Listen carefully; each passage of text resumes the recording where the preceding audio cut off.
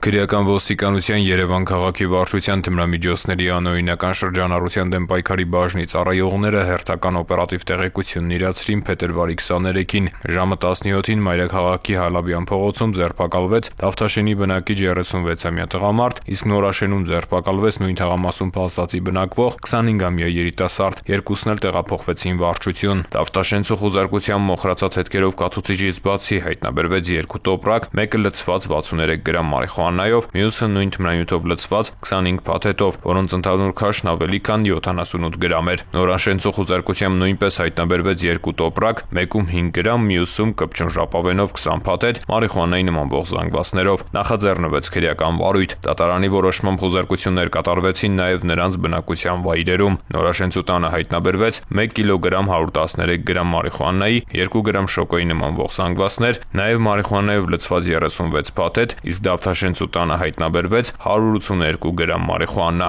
Երկուսն էլ կալանավորվել ու տեղափոխվել են քրեակատարողական հիմնարկ։ Հանգամանքները պարզվում են։